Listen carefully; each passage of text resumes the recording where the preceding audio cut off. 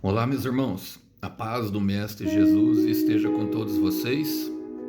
Que Deus abençoe quem me ouve e que o Senhor Deus Todo-Poderoso possa se fazer presente por meio dessa palavra e falar direto aos nossos corações. Que Ele possa nos fortalecer e nos dar ânimo e que possa ser uma mensagem de uma boa notícia para você, meu irmão, para você, minha irmã. Que Deus abençoe. Vamos lá? Vamos para a nossa breve conversa. E o texto hoje para a nossa reflexão encontra-se na Epístola de Paulo aos Tessalonicenses. 1 Tessalonicenses capítulo 3, versículo 6. Agora, porém, Timóteo voltou trazendo boas notícias a respeito da sua fé e seu amor. Ele nos contou que vocês se lembram sempre com alegria de nossa visita e que desejam nos ver tanto quanto nós queremos vê-los. Por isso, irmãos, apesar de nossos sofrimentos e dificuldades, ficamos animados porque vocês permaneceram firmes na fé. Agora, revivemos por saber que estão firmes no Senhor. Sim, agradecemos a Deus por vocês. Por sua causa, temos grande alegria na presença de Deus. Noite e dia oramos por vocês com fervor, pedindo que possamos vê-los novamente, a fim de ajudá-los a aperfeiçoar a fé. Glória a Deus, irmãos, por essa palavra. Glória a Deus pela vida do apóstolo Paulo, um homem que expressa seus sentimentos com tamanha coragem, visto que um homem normalmente é assim mais rígido nas emoções do que as mulheres, não é verdade? Mais firmes. Aqui ele está falando de uma saudade, está falando com os irmãos de Tessalônica que viviam assim algo em comum. Todas as igrejas praticamente que Paulo pregava o quê? A perseguição da fé, irmão. A perseguição da fé em determinado tempo, passavam por diversos sofrimentos, mas esses irmãos de Tessalônica estavam firmes. E isso era o contexto que eles enfrentavam. Paulo estava escrevendo ali a carta para eles para trazer ânimo e prometendo ali uma visita. E mediante a isso eu quero trazer esses versículos para a nossa vida. Começa falando assim, ó.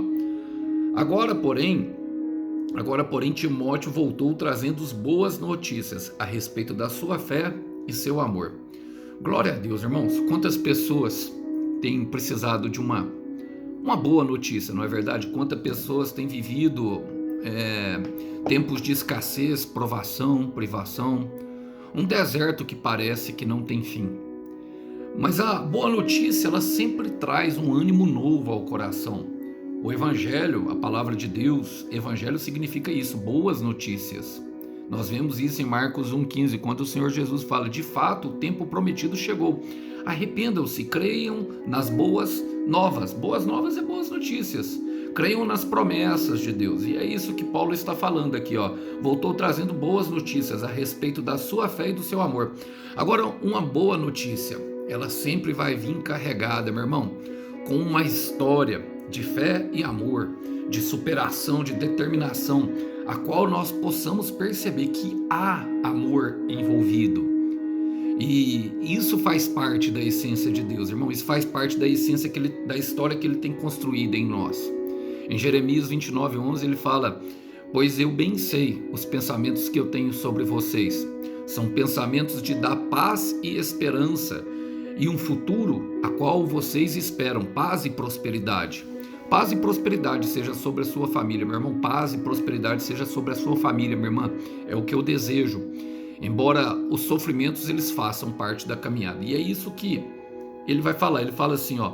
Na verdade, ele vai falar assim, ó. Ele vai continuar aqui o versículo 6. Ele fala: ele nos contou que vocês se lembram sempre com alegria de nossa visita e que desejam nos ver tanto quanto nós queremos vê-los. Eu gosto dessa parte porque, irmão, há uma reciprocidade. E o que é reciprocidade? É aquele sentimento correspondido. É aquele algo que nós damos, plantamos e colhemos de volta. Talvez nem sempre no tempo em que esperamos, mas sempre colhemos de volta. A reciprocidade ela se faz totalmente pertinente nas relações humanas. Porque aquilo que a gente não cuida, irmão, aquilo que a gente não devolve por irmão, a gente acaba matando. porque ninguém é de ferro, não é verdade? Mas se hoje nós sentimos saudades, e é o que Paulo está falando, Paulo fala assim, ó, ele me contou que vocês sempre se lembram com alegria da nossa visita, tá lembrando de um tempo passado, tá lembrando com alegria. E Paulo tá ficando feliz de saber daquilo, porque, irmão, se sentimos saudade hoje, é porque o ontem valeu a pena. Eu quero repetir isso porque eu creio que alguém precisa ouvir aqui. Se sentimos saudades no dia de hoje, meu irmão, é porque o ontem valeu a pena. E isso é verdadeiro em nosso coração, é verdadeiro em nossos sentimentos. Então retribua com amor se você sente saudade. Logicamente a saudade, irmãos, ela não pode ser o nosso guia. Se houve, por exemplo, um rompimento em alguma relação, é necessário arrepender-se, é necessário o arrependimento, o conserto primeiro. Isso pode ser feito de forma bem leve, de forma bem tranquila, para que não haja um prejuízo maior. Nós precisamos esquecer das coisas que para trás ficam e avançar. Ali, todo mundo aprende com essas situações desgastantes e muito difíceis.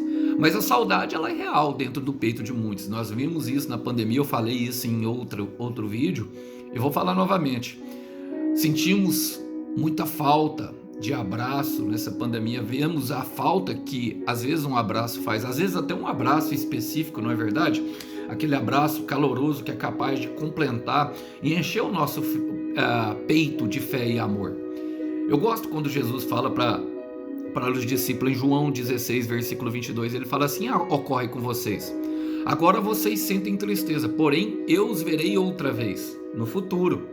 E então todos se alegrarão e ninguém poderá roubar essa alegria de vocês. Jesus está dando uma boa notícia de fé e de amor.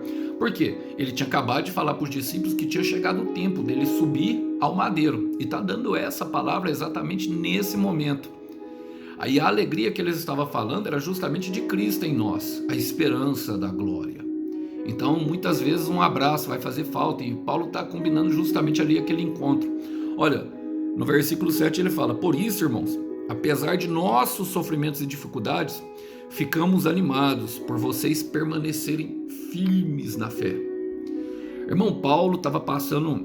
Paulo, ele pregava e ministrava, escrevia as cartas dele e cumpria todo o ministério que o Senhor Jesus tinha dado para ele, muitas vezes em perseguição, açoites, naufrágios.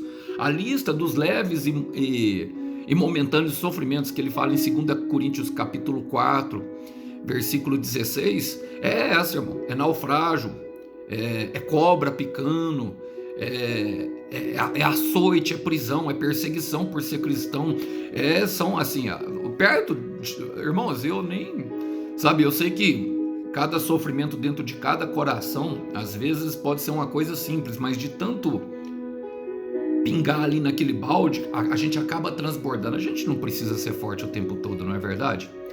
Nós não seremos fortes o tempo todo. Eu sei que eu estou pregando aqui para pessoas que têm se mostrado uma verdadeira muralha, perto daquelas pessoas que você precisa encorajar. Eu sei que eu estou pregando aqui para pessoas que estão vivenciando momentos de sofrimento que não contam para ninguém. Mas você não precisa ser forte o tempo todo. Mas o encorajamento no meio das aflições, irmãos, gera perseverança. É isso que nós vemos. Ele fala assim, vamos ler novamente. Por isso, irmãos, apesar de nossos sofrimentos e dificuldades, ficamos animados, porque vocês permaneceram firmes na fé. Paulo encorajava no meio do sofrimento. E os irmãos de Tessalônica ficavam firmes na fé. E isso gerava um ânimo para o coração, porque é tão ruim, irmão. E eu falo isso de próprio punho. Muitas vezes tem alguns irmãos que a gente ministra, que a gente discipula, e de repente a gente vê eles cair em algo tão simples assim, que talvez seja simples para mim, mas que para eles estejam muito pesados. Mas ali, a hora que eles se levantam, aquilo gera um ânimo dentro do nosso coração de ver que o nosso trabalho não é em vão, de que o nosso trabalho sim, porque muitas vezes a gente pensa, irmão, assim, eu sou ser humano como todo outro. Eu procuro sempre me manter perseverante, mas um trabalho que está dando certo, ele gera ânimo no nosso coração. Quero ler com vocês uma palavra do próprio apóstolo Paulo, que está em Romanos capítulo 5, quero ler do versículo 3. Isso é um caminho que é seguido, meu irmão. do versículo 3 ao versículo 5. Ele fala: podemos nos alegrar igualmente quando encontramos diante dos sofrimentos, pois sabemos que os sofrimentos produzem paciência, e a paciência desenvolve em nós a força de caráter. A força de caráter em nós desenvolve a esperança, e a esperança não nos decepciona, porque Deus derramou o seu amor em nossos corações por meio do Espírito Santo que Ele nos deu. Vocês percebem que são etapas e ciclos que precisamos romper por meio da força, da resistência. Irmão, e eu creio, minha irmã, eu creio muito que um soldado, uma soldada, um gladiador, uma gladiadora de Deus, ele vai precisar muito aprender a apanhar. E é por isso que Deus permite, às vezes, que a gente sofra um pouco.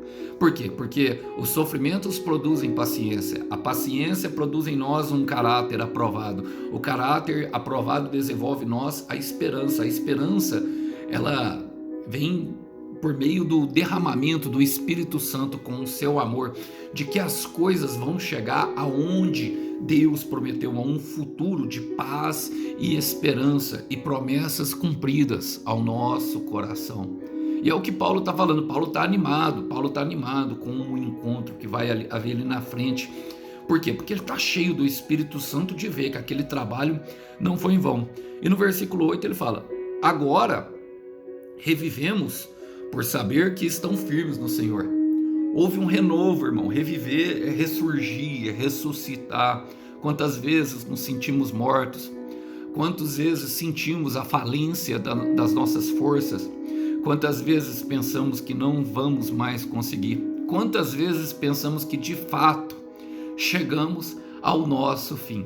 Mas é sempre bom saber, meu irmão, é sempre bom saber que o trabalho não é vão. É sempre bom saber que, apesar das dificuldades, as pessoas não desistiram. Não desista você, meu irmão. Não desista você, minha irmã, que me ouve. Eu sei que a dificuldade é grande da caminhada. Mas lembre-se sempre, é um passo de cada vez e não tem problema nenhum parar para descansar, se fortalecer com um irmão da fé, se fortalecer não com aquelas soluções paliativas que sempre buscamos e se tornam ações de vícios e, consequentemente, pecado diante do nosso Deus, podendo assim até atrasar que a promessa chegue a nós. Mas sim um fortalecimento por meio da palavra de Deus, um fortalecimento por meio de irmãos da fé que comungam com nós da mesma visão, que tenha o mesmo sentido profético daquilo que nós estamos passando. É muito bom, irmão, isso é muito bom, irmã, a gente vivenciar esses momentos para que possamos ser renovados na presença do Senhor. Eu quero ler com vocês o texto de Isaías capítulo 40, versículo 31, porque isso é a verdade. Muitas vezes nos sentiremos fracos, mas temos renovo infinito da parte de Deus, às vezes por meio de irmão, às vezes por meio da palavra, às vezes por meio de uma oração, às vezes por meio de uma experiência, não importa, mas o Senhor, ele sempre é fiel para renovar as nossas forças. Isaías 40, versículo 31 diz: mas os que esperam no Senhor. Eu quero te perguntar, você está esperando, irmão, algum milagre? O que você está esperando, minha irmã? Eu quero declarar que vai acontecer. Por quê? Porque sempre renovam suas energias, sobem voando como águias, correm e não se cansam, caminham e não perdem as forças. E aqui podemos entender que é por completo. Muitas vezes sentiremos que elas estão esvaindo, mas do nada, de maneira sobrenatural, acontece um renovo. Receba renovo da parte do Senhor. Receba renovo, minha irmã. Receba renovo, meu irmão. Seja renovada todas as suas forças em nome do Senhor Jesus. O Senhor Jesus está renovando forças de pessoas aqui que estão se sentindo desfalecidas na caminhada, porque estão pensando que o trabalho é em vão. Não foi em vão, diz o Senhor. Eu quero repetir, não foi em vão.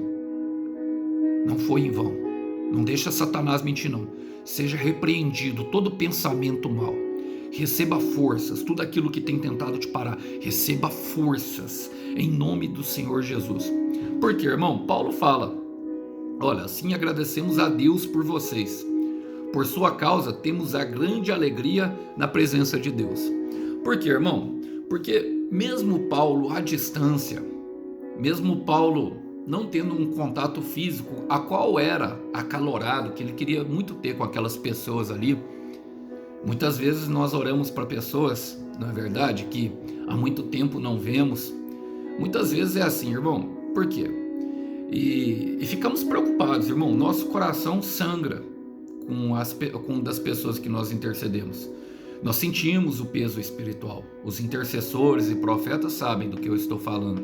Um peso muito grande. Isso é comprovado pela própria palavra ali na fuga do Egito, falando que o faraó aumentou a carga de trabalho para os israelitas, para que eles não fossem adorar a Deus. E muitas vezes quando nós oramos, Deus, por meio das circunstâncias, ele bate na porta daquele coração e desperta aquela pessoa a adorar, a cumprir um propósito em Deus, a algo que vai promover a liberdade para ela, como os israelitas. E o que acontece? O faraó, que tipifica a figura do inimigo, aumenta a carga de trabalho para que as pessoas venham a ficar justamente cansadas e desistirem daquilo que é a adoração, daquilo que é o propósito de Deus. E os intercessores, eles estão ali junto, eles sentem o peso, irmão. Por quê? Porque o peso aumenta. E normalmente Deus distribui as cargas de acordo com o lombo espiritual de cada um, irmão. Por isso que é importante a intercessão, e isso ajuda-nos a amar. É muito difícil amar os nossos inimigos, amar as pessoas que nos odeiam. Por quê? Porque vai subjugar a nossa vaidade, vai destruir a nossa arrogância, vai nos levar a um lugar onde a autossuficiência não é possível, porque dependeremos de Deus justamente para esse renovo de forças. Agora, precisamos entender que Deus é fiel e não falha, meu irmão, porque olha o que Paulo fala: sim, agradecemos por vocês, por sua causa temos grande alegria. Deus confiou mais em Deus por ver um trabalhar de uma oração em outras pessoas, e eu quero declarar que vai ser assim na minha e na sua vida. E eu quero declarar, meu irmão, Deus é fiel.